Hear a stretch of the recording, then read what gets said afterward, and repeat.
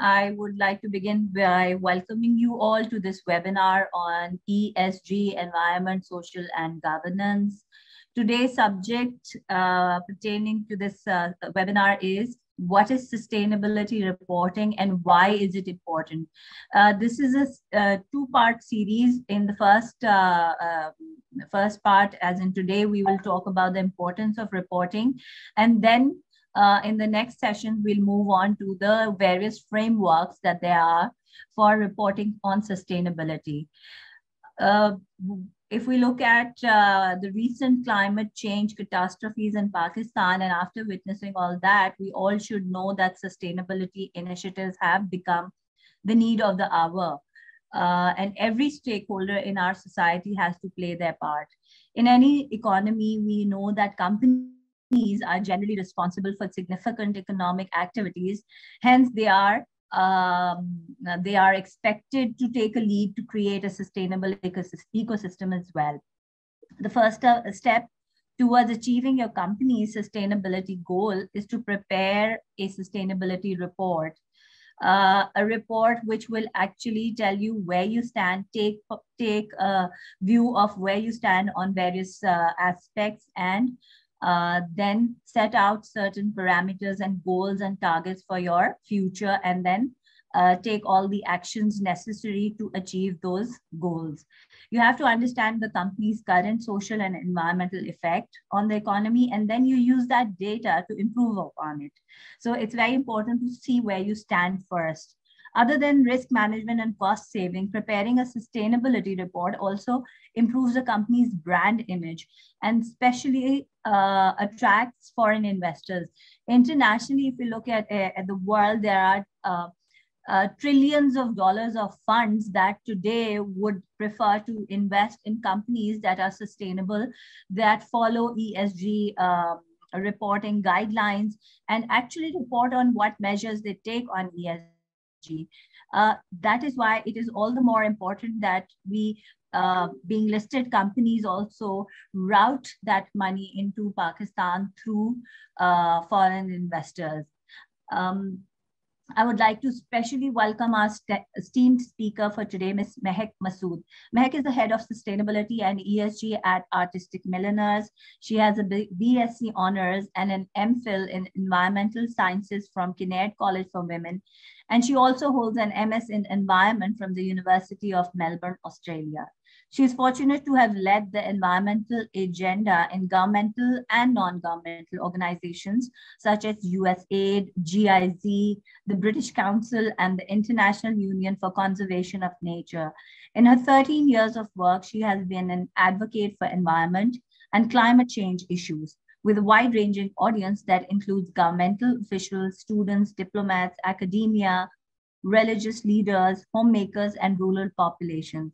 She's also been engaged as an environmental and social safeguard compliance expert on projects funded by the United States Agency for International Development and the World Bank. I would like to invite Ms. Mehak to take the lead in the session, and she can begin her presentation. You have the share screen option, so you may put it up, and it's over to you now. Thank you, Raida, for the warm welcome, and I'm glad to be part of this discussion, and thank you for giving me the chance. I'm sharing my screen now, and then we can start off from the presentation.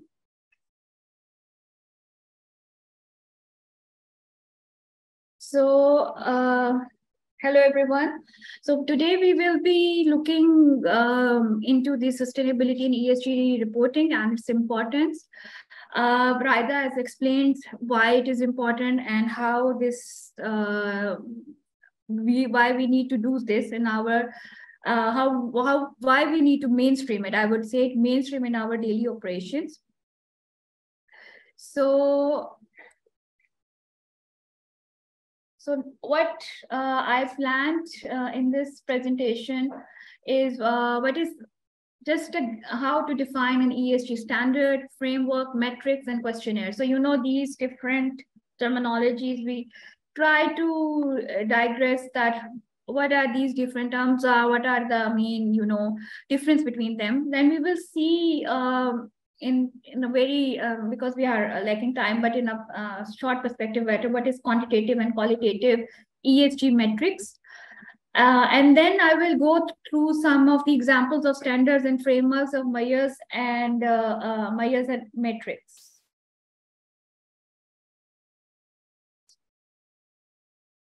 A brief introduction of myself. My name is Mehak Masood. I am a climate change, environment, and sustainability scientist. Just to give a little background, Raida already explained my qualifications, but this is what I do. You know, I am all these things, not only professionally, academically, but this is something I'm doing by core of my heart. My father and my grandfather was also an environment and a green naturalist person.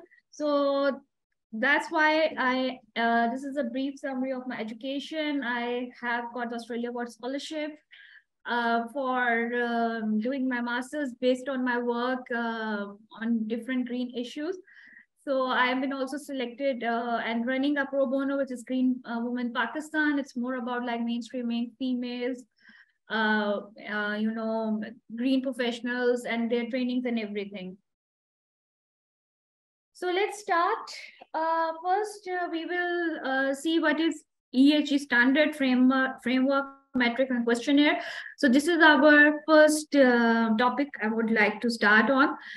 What is ESG metrics? So ESG, अगर हम इसको disintegrate करें, there are three terminologies: is environment, social, and governance.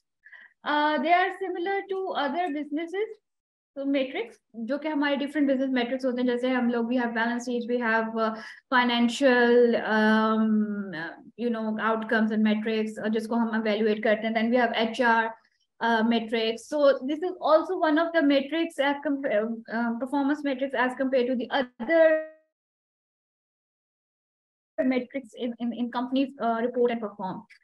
And they are in different standards, framework, regulations, and then they have, but considering the other, they also have a very specific information. And they are both qualitative and quantitative as well. So conventionally, investor used to have a financial data. Basically, pehle bhi hum whatever the reportings is like in the annual reports, we used to see all the balance sheets, losses and everything, but now the trends are changing. I just give you a little history about it, that there was in 2004, when the Kofi Annan was the UN General Secretary.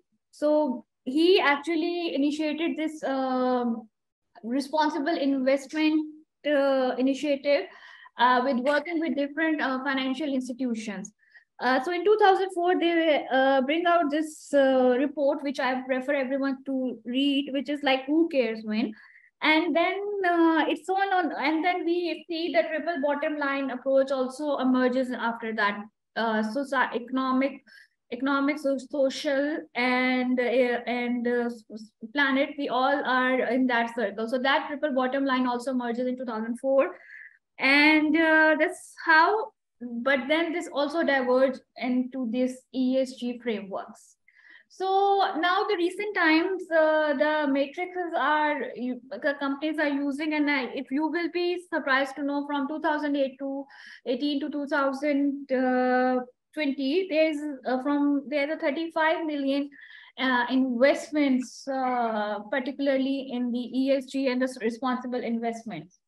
So ESG metrics, environment, social, and governance indicators. It could be, for example, environment indicators would be greenhouse gas emissions, carbon dioxide emissions mitigation value, energy saving value. Social would be the number of community people you reach out, or maybe number of women you have empowered.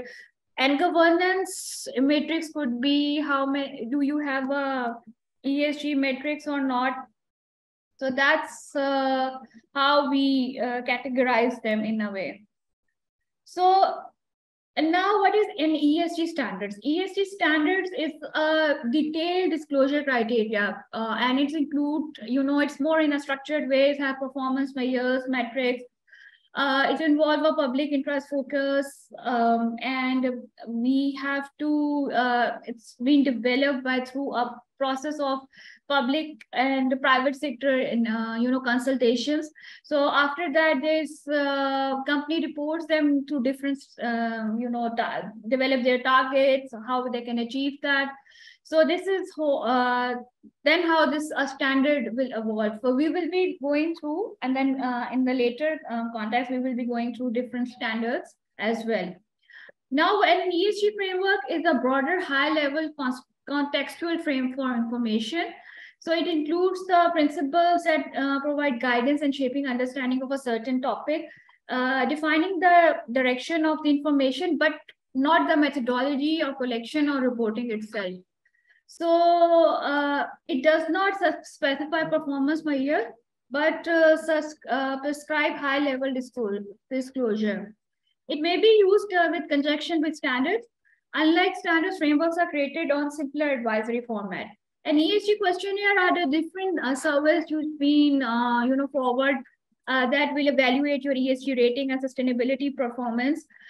Questionnaires are, we will see different, questionnaires about, third-party sustainability analytics and other. So they do this, you fill up these questionnaire and then you send them, and then to make it more transparent, and you will get a rating out of it. It's more like a third-party validation for ESG framework.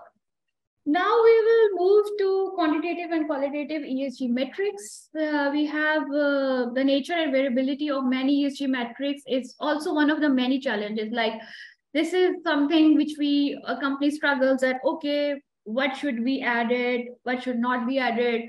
How to define what kind of data we require, what kind of checklist should be there, how these data sets should be placed. So these instead, it includes both. It's not only the numerical values, it would be easier. Like if you make an annual report, a balance sheet, it would be easier. You find all the performance measures and your ledgers and everything. But how we will define the ESG metrics, it's also a challenging situation, not only for the industries and companies, but also for the investors. So what is happening that it's now based on two: quantitative, which is numerical based things. It could be the percentages of the carbon dioxide saved, water consumption saved, number of women being employed, number of women taken the social security, all these sort of things can be given in the quantitative metrics. So qualitative metrics are, block of text. They are more, it includes, categorization, strategies, policies, and, everything in that way. In reporting, both companies typically use both quantitative and qualitative metrics.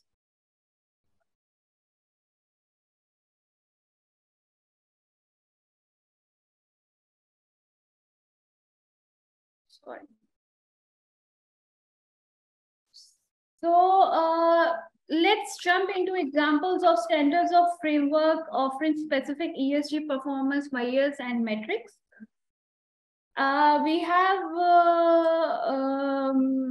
Global Reporting Institute, GRI, disclosure standards. This is widely acceptable, one of the oldest one that very companies are using. They have a very concrete set of data list, and it's an independent international organization, very established. They first published that in 2010, and they are one of the pioneers in bringing the sustainable reporting standards.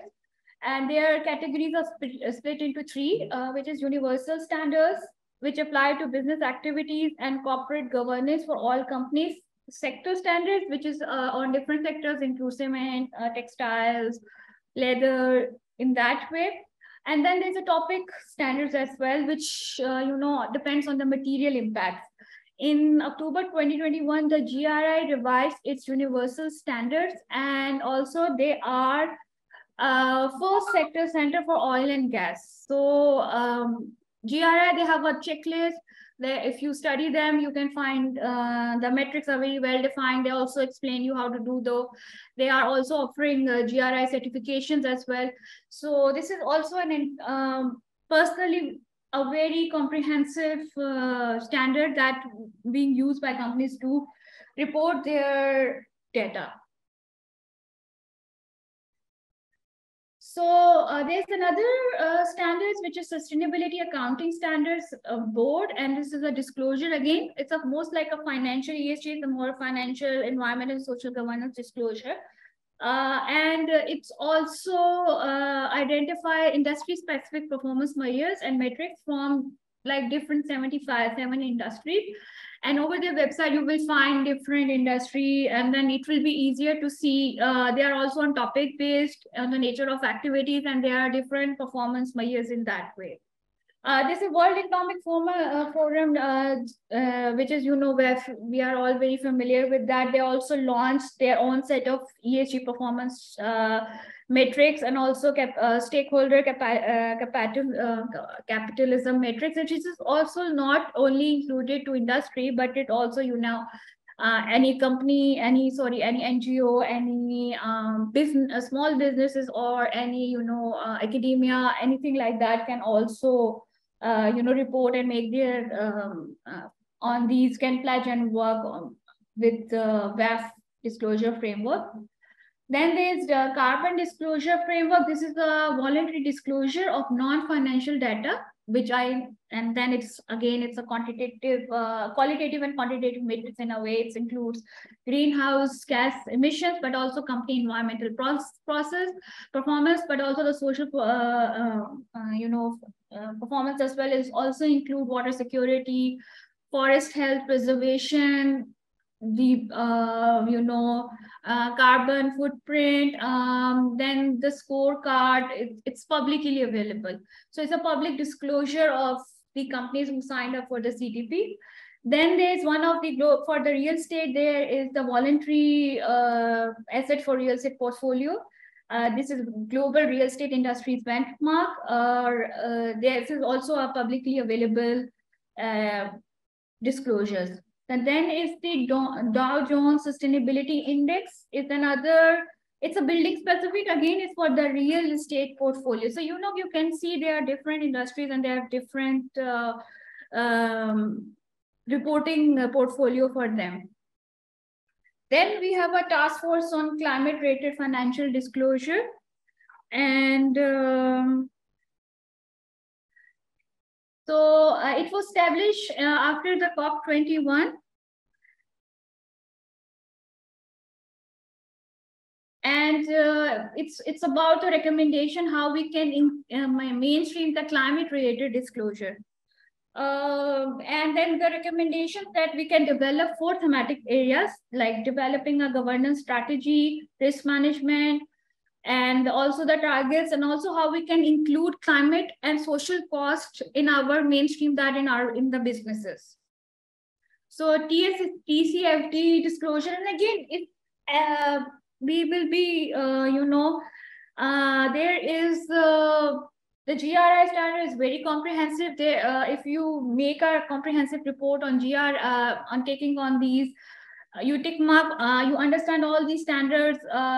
It's a wholesome thing. You make a long checklist and see where one of your report, example, your carbon disclosure will be satisfying a lot of standards. So, you can comprehensively build your sustainability reporting portfolios on all these things. Then again, I will come to another one is Carbon Disclosure Standard Boards. This is an initiative by CDP. So, giving a holistic view, and it's more like to standardizing the reporting of environment information. So it's very important to collaborate, which I was emphasizing on the and also to integrate and collaborate your data and reporting lines. In 2021, because of, a lot of,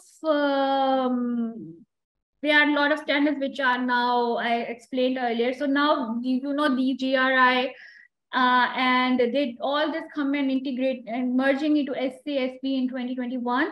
And they are aiming to make a baseline, of a corporate sustainability disclosure, a unified one that can be used around the world. They are also producing the value reporting foundation. So, facilitating companies how they can do the corporate disclosures, not a duplication of work. There's always a confusion. Oh, my report is GRI verified. Will it be acceptable for SASB? So, these all reporting lines are working together and merging in one umbrella platform, which is ISSB. And ISSB board is another, working on this, developing a single set of globally recognized disclosure standard. And they are working with organizations like World Economic Forum and with GRI as well. So, maybe in the future, it would be not cumbersome to have so many standards and working and making a report that comply with main of all of these standards. So there will be one, single way, single matrix that comes out, hopefully, to make our lives a bit easier in that perspective. So in Europe and EU, there's a lot of focus on, sustainability and transparency reporting. And one focus, there is a group which is European Financial Reporting Advisory Group, and their one of the main pillar is sustainability. So they have finalized one set, and they released that in March 2022.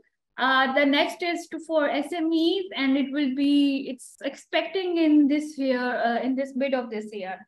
So these standards, once finalized, they will be part of, if you want to do the businesses with any European country, so these standards will be applicable to the companies as well. So the EBA ESG Pillar 3 framework, which we defined earlier, is the technical standard. I'll just give you a glimpse of it, that stakeholders should be well informed. And not only that, they should be well informed about the exposure, risk, and strategies. There are three types of risk: reputational risk, environmental risk, social risk, financial risk. So, there should be, the companies should be informed about it and know their mitigation plan around that. So this is also should be the part of this sustainable reporting as well. So the standards have put forward in comparable disclosures and also defined the KPIs. This include a green asset ratio and a banking book taxonomy alignment ratio. These are the tools that can help you to embed the sustainability consideration in your mainstream business, in your risk management of your business models, and strategies that can help you to achieve the Paris Agreement goals. Like we have discussed earlier, that because of these standards, the task force, TCFT, FSCB, these are all those structures are developing their templates, tables, and this is one of the reasons the EBA ESG Principle 3 Pillar 3 framework is the main technical outbid for it. So there are also PRI, Principle for Responsible Investments, and it's a world-leading proponent of responsible investment. Its main work is to how to embed the ESG metrics and also to support the international network of investors in incorporating these factors into their investments and ownership decision. For example, how they will be working with investors to see, to train them that they need to invest in businesses which are socially responsible, environmentally responsible, and also make that, ecosystem around that. So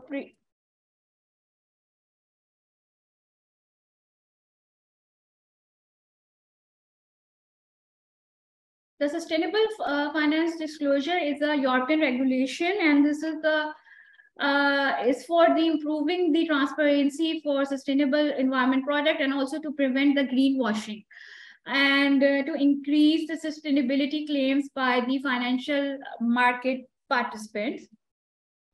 And also UNGC, which is is most of our companies are part of. So UN also Compact, they are working, it's more about reporting on the sustainable development goals, which again are the things which we will be reporting in the ESG metrics as well. So these all standards are one way or another overlapping. The data is overlapping, and the thing is that we need to make ourselves work, that we can see how we can merge that all things into one way in which which is workable for our businesses in our way. So sorry.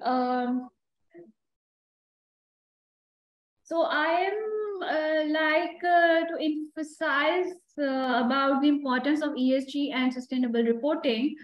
That ESG reporting, it creates transparency. You know, you will be clear that where are you investing, how responsible you are in your work, decision making, and it also attracts investor and financiers. They will see now the reputational risk is much considered by the businesses as compared to the financial risk.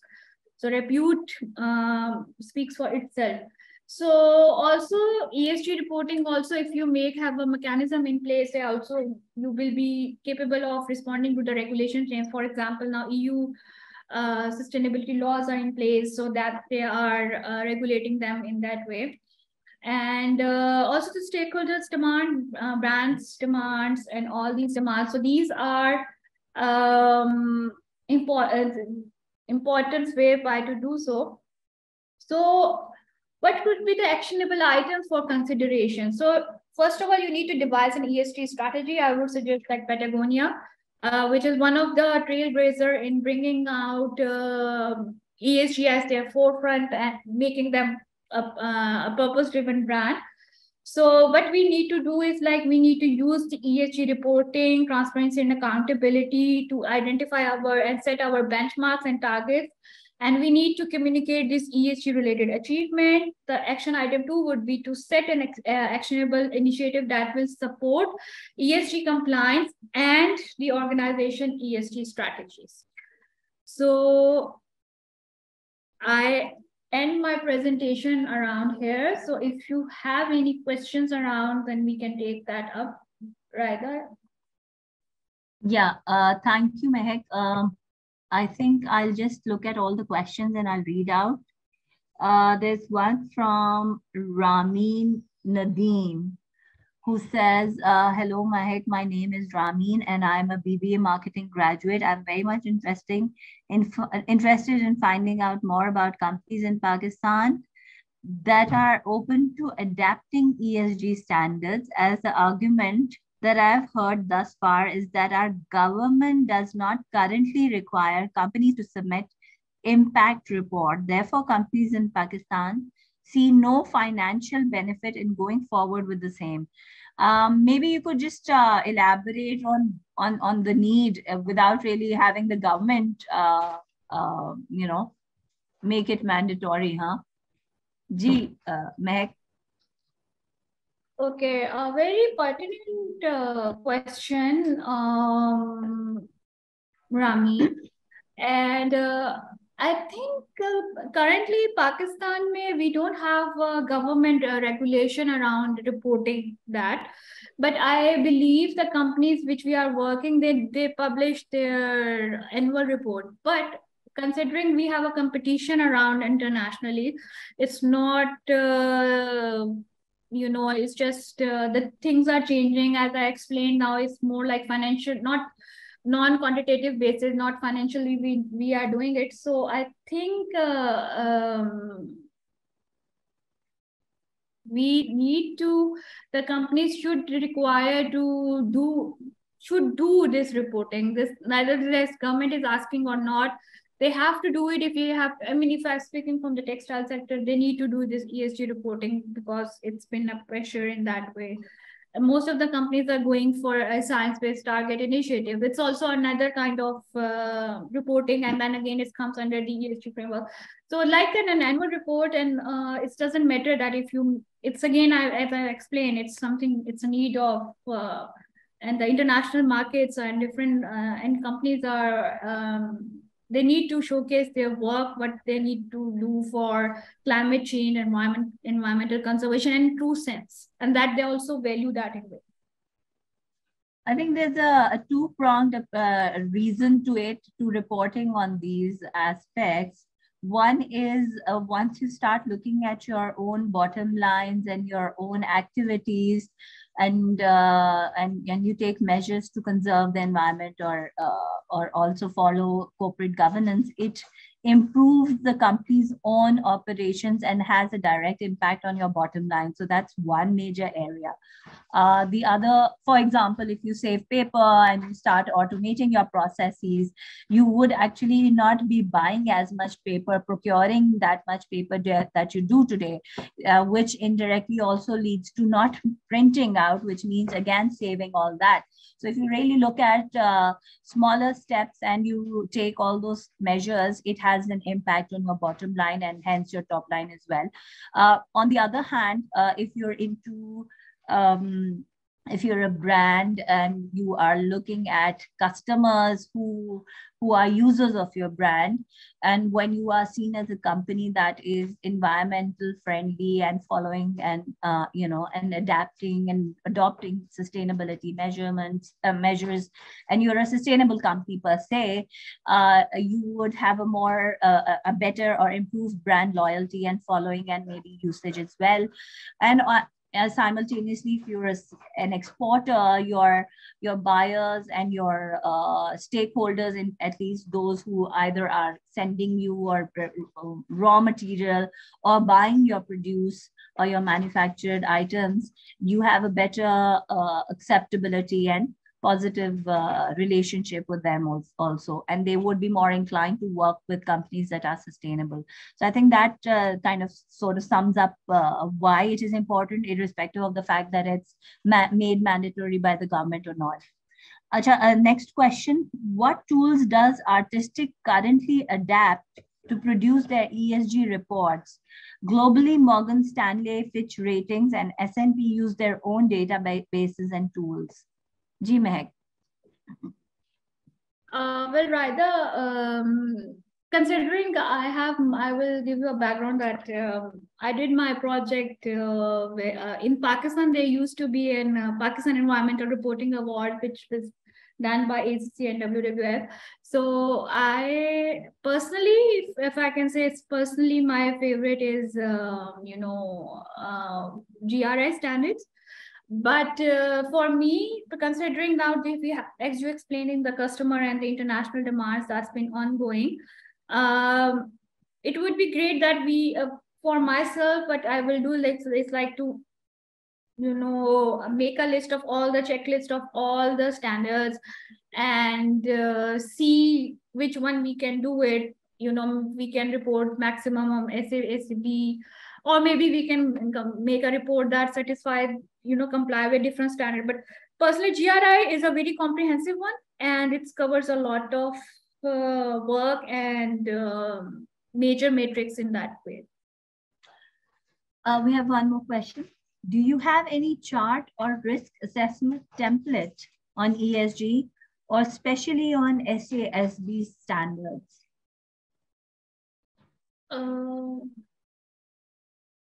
Yes, there are risk assessment templates. A lot of them are available online. There are also ESG platforms as well. You can develop your own platforms, which is more suitable and tailor-made to your own need. And and I would say that, every industry has their own point of view, and then there are sector-specific standards, and then there are risk assessment templates are available. Rather, you're muted.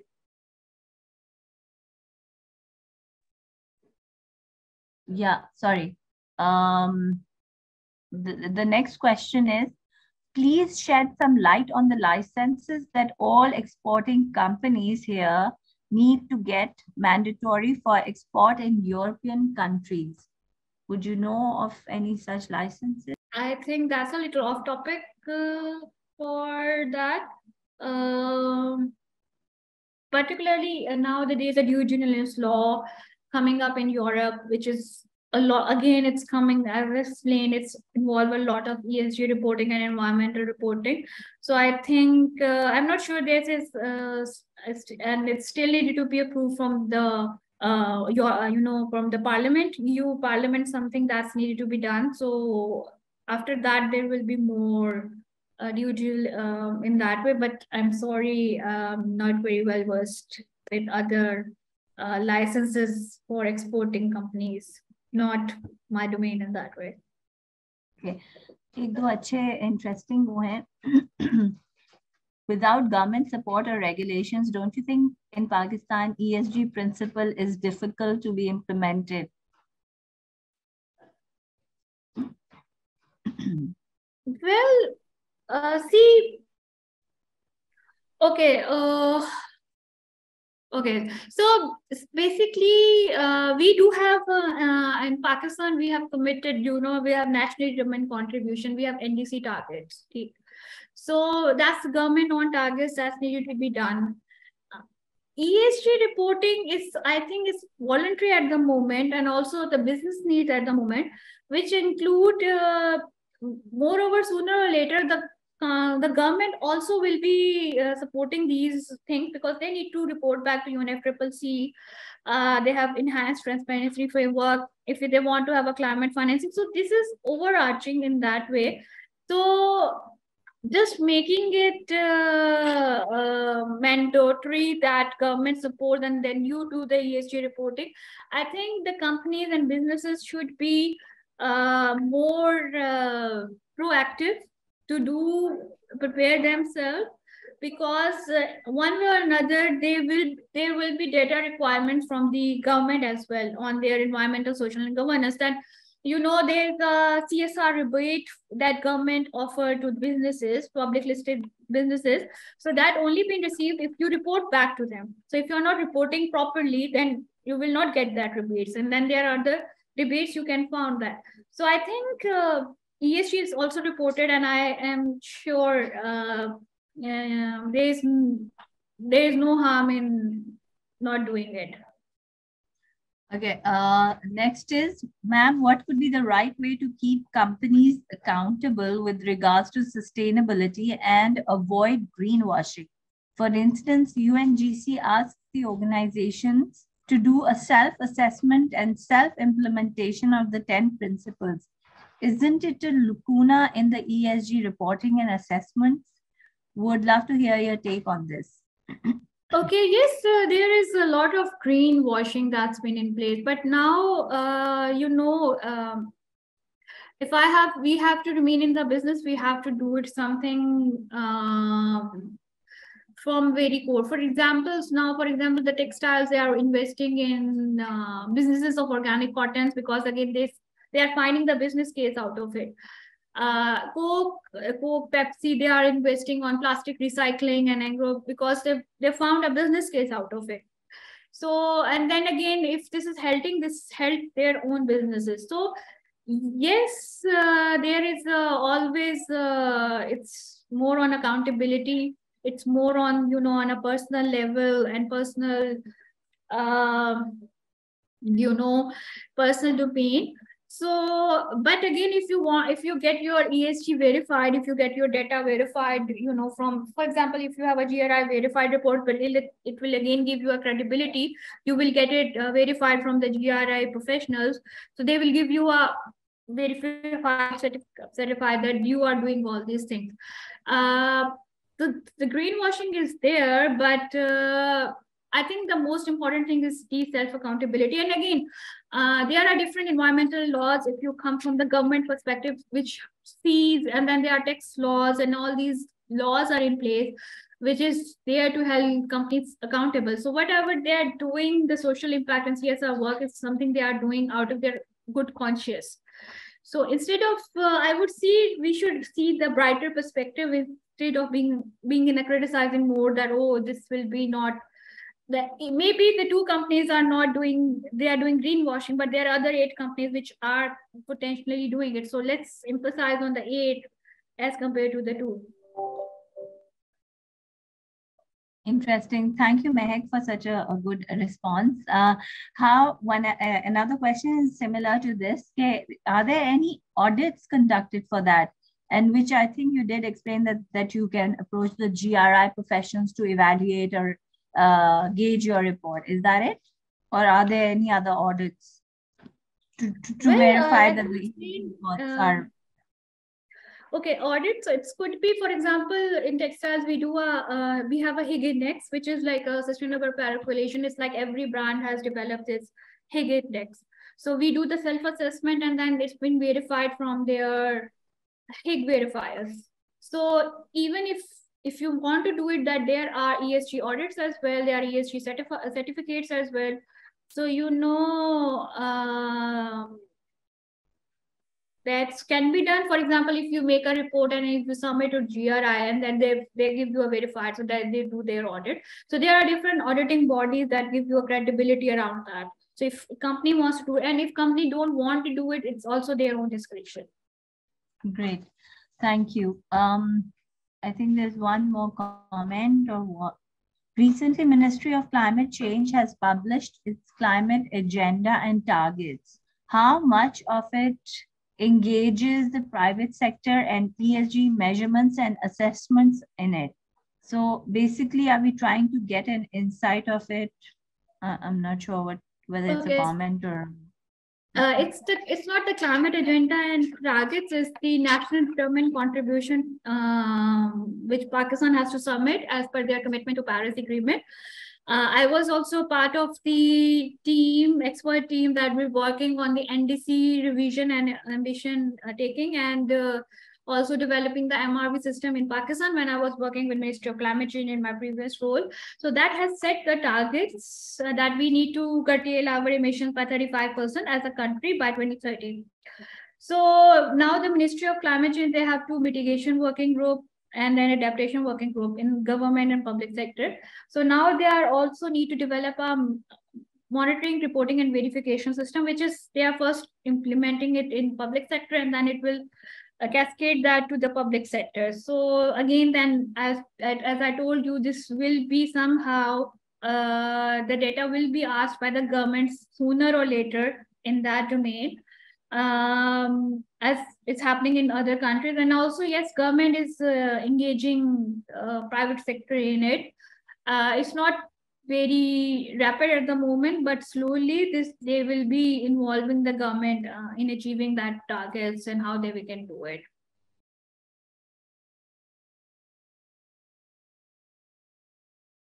There's, I think that's more or less it. One more question. वो आपको directly, I think they've approached you. So do you currently make reports manually through secondary research? Rather, sorry, can you repeat? Okay, the comment or the question is, do you currently make reports manually through secondary research only?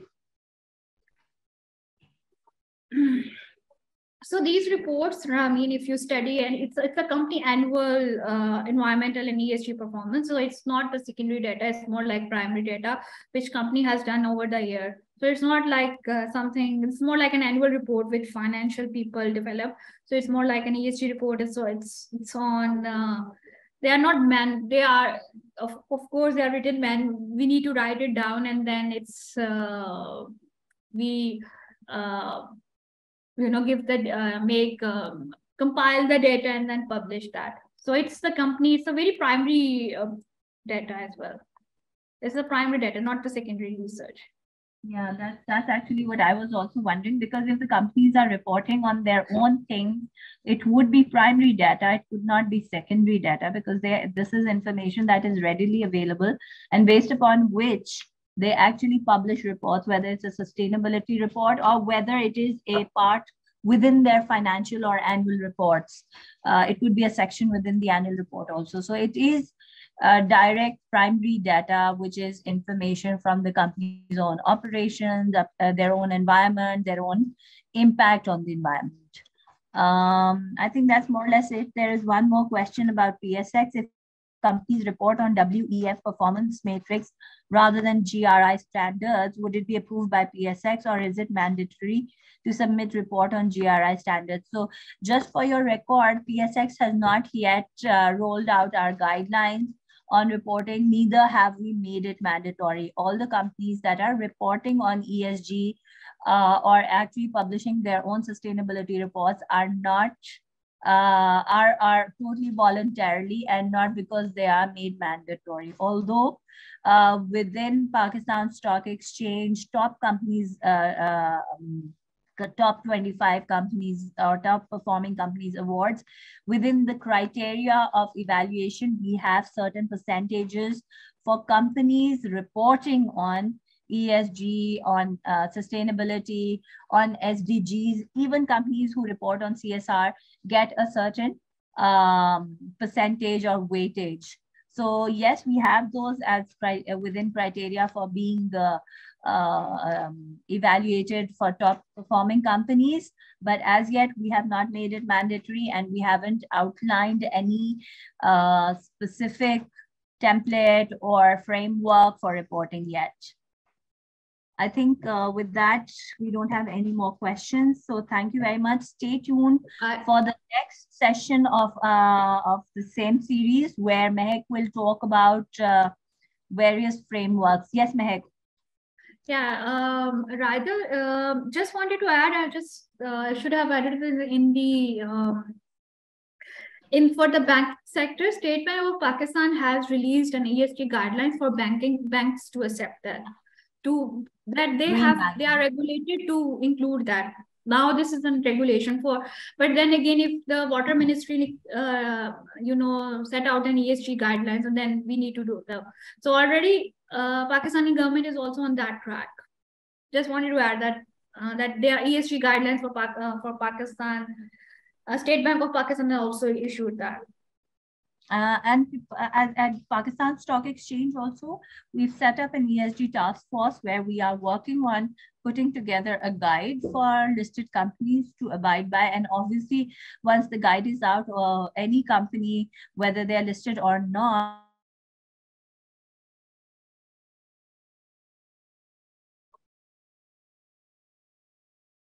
they can actually also, and we look forward to the second session where you will be elaborating the various frameworks on the various frameworks that are available for reporting. And we look forward to having all our current participants attend that session as well. Thank you very much.